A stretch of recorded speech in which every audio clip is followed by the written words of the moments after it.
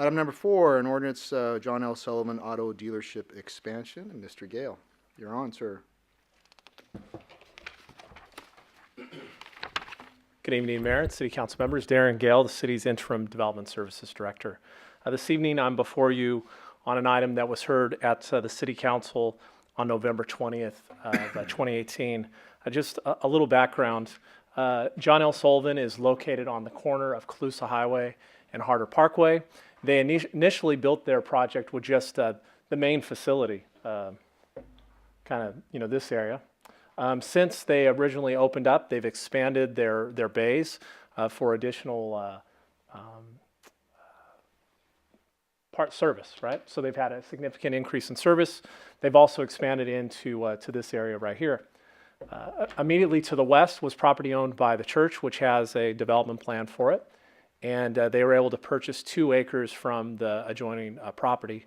You might notice around town there's a number of locations that John L. Sullivan is parking vehicles. Anywhere they can find kind of an open space, they've been parking vehicles, and they purchased this additional 2 acres for them to be able to store additional vehicles on site. So that was the purpose of this project. The project has moved, in order to move this project forward, it required a general plan amendment from office commercial, so CO, to general commercial, which is C3.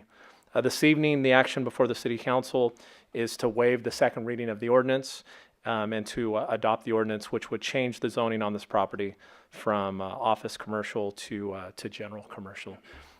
This is just another close-up picture to get a little better sense.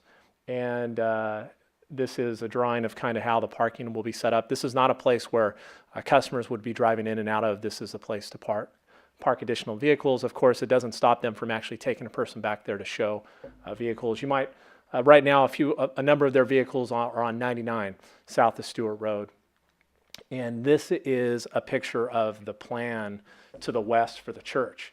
And the red line basically shows where this 2 acres would be changed. So it doesn't affect their ability to build their facility, and they wouldn't have to come back and do any type of amendment, the church. So what I'd ask, or the recommendation before the City Council is to waive the second reading and to adopt the ordinance, and I can answer any questions that the council might have. Questions? I appreciate the discussion and the explanation. I'm interested in the status of the issue with the heritage oak, if you could help us with where you're at with that. So at the last council meeting, the council adopted some type of mitigation measure, and they wanted to make sure that it wasn't the $17,000 that was being proposed. We've worked, Borges Architecture's here, we've worked with them, and they're going to donate 5 oak trees to be planted somewhere in the city, and they'll be providing those to the city here sometime in the near future, and that's what they thought would work, and staff believes that meets the intent of the city's council action on November 20th. Anything else? While we're on the topic of the trees, Darren, I'd like to note in there, if we can amend or modify or whatever we need to do, that the cost of the 5 trees, or maybe if we have to drop it down to 2 or 3, that the cost to the dealership does not exceed $2,000. Are we able to do that? So if we would amend the resolution, it would require an additional meeting. So maybe what I can take it as direction from the council, Sure. that it be within this $2,000 range, and that it meets the intent of what the council adopted on the 20th. I say that if we wanted to actually go back and change the development plan, it would require another planning commission meeting and a city council meeting, and it would actually probably cost the applicant more money than what the trees would cost. If we can get there without, I don't want to hit them hard. Got it. The $2,000 I think is enough. I will make sure and pass that along to the applicant. Thank you very much. One more question. I read in the reports and whatnot that the new expansion is going to include something to do for loading and offloading CHP, we call them parking lot trucks, where they're not having to stop on the road. Is there? Correct. I don't see where is it on the drawing, unless I missed it, or can you perhaps point it out? Yeah. So the vehicles will actually enter in on. They can enter in 2 different ways.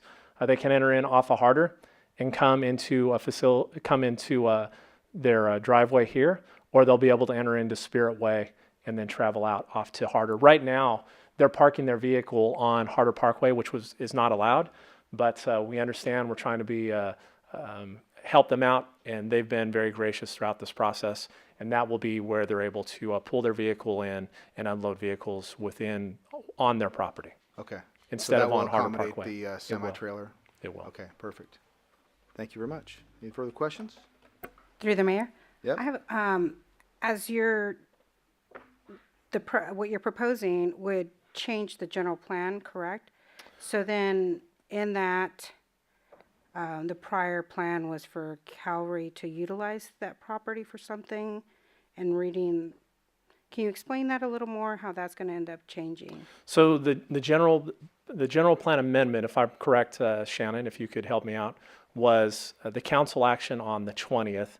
So as we're talking about general plan amendments, rezones, there's very specific laws as relates to that within CEQA.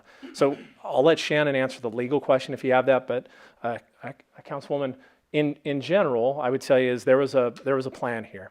It was designated in the general plan as office commercial, Correct. which a church was allowed to be in, and they actually have an active development plan. In order for it to be used for a car dealer, it was required to change to community commercial into the C3 zone. So these 2 acres here, just that are in this red spot, are being taken out of the church project because they've purchased them, and it's being rezoned to community commercial, which is what's required for a car dealership. If that answers your question, if you have related to the legal about exactly how the process goes, it's actually probably a great opportunity for a study session, specifically about how development projects are brought forward, what's the application, how staff meets before what we call development review committee. Then after that, there's a development review committee with the actual applicant, and we go over conditions, and we deem the project complete or incomplete. And there's actually a state law that we have to do that within 30 days of receiving an application. But I don't know if Shannon wants to add anything else. Thank you, Darren. And Councilwoman, this was part of a package that was presented to the council on November 20th. The general plan amendment has been approved at this point. So it's approved, it only needs to be approved at 1 meeting. However, in order to get a rezone, it requires 2 meetings, a first reading and a second reading. Tonight, this item is before you as a second reading. If the city council does not make any changes to this resolution, it can be adopted this evening. If the city council does make changes to this resolution, it will be reset back to the first reading and then will require another meeting in order to be approved. So to clarify one thing, Shannon, this is an ordinance, correct? Not a resolution? Yes, I'm sorry, Darren. This is a rezone ordinance, not a resolution. Thank you.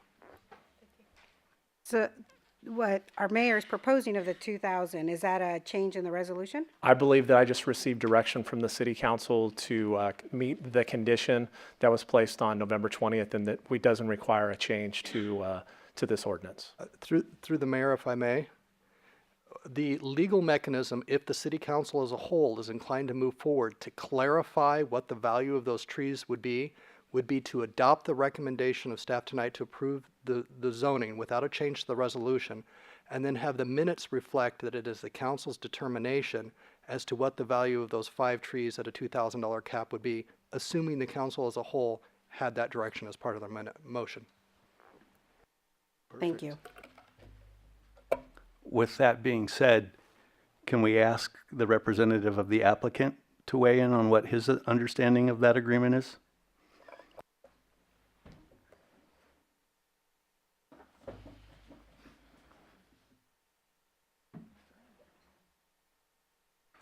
Mayor and City Council men and women. My name is Mal Montoy with Borders Architectural Group, and I'm the one causing all this issue here. It's my understanding, if I hear you right, Mayor, we've had multiple conversations today with Darren and trying to come up with a solution here, is that Mr. Solomon has committed to, up to 5 oak trees, and if I understand you right, it's my understanding that the cap on those trees, even if it reduces the number of trees, would be $2,000. Yes, sir. Okay. I Any think questions? probably for a me? good place to start would be maybe some 24 inches, and if that means 3 instead of 5, so be it. Yeah, 24-inch box trees is kind of what we were thinking as well. So Perfect. we talked to Darren actually when I got here, and there's a local nursery that the city uses. So Darren is going to send me that information, and we'll reach out to them, and we'll come up with some arrangement, and we'll stay communicated with Darren. Great, thank you. All right, thank you. Once again, looking for action, Finney? All right, here we go. Through the mayor. Stand by. I'm gonna need a little help with this, Shannon, please. I'm gonna adopt the ordinance rezoning 2 acres from office commercial zone district to general commercial C3 zone district and waive the second reading. And Shannon, can you help me with the tree and money part? And also direct the city clerk to enter into the minutes that council has set the value of the trees, the replacement trees, at 5 oak trees not to exceed a value of $2,000. Is that what you had in mind, council member? Yes, please. Okay, thank you. Thank you. If we may modify that to up to 5, not to exceed $2,000. Does that make sense? Just curiosity, what's the value of a 24-inch oak tree so we have an understanding of where our baseline is here? From what we could find out, approximately $700 per tree for a 24-inch oak tree. Thank you, Mr. Gale. There we go. Okay. Good? Yep. All right. We have a motion, do we have a second? I'll second the motion. All right, we have a motion and a second to approve staff's recommendation with the additional caveat that the cost of the mitigation of up to 5 oak trees not to exceed $2,000. All those in favor signify by saying Mr. Mayor, aye. Yes, through the sir. mayor, if I messed could- it up. I'm so sorry. Before we proceed, could I suggest opening this for public hearing so the You public would may, have an and I failed to read that line on my thing here. It's even in a different color. I'll be honest, all right? Anybody in the public would like to comment on this issue? Please, if so, please feel free to do so. Yes, sir, step up to the podium. State your name and address for the record if you don't mind, and then we'd be happy to hear what you have to say.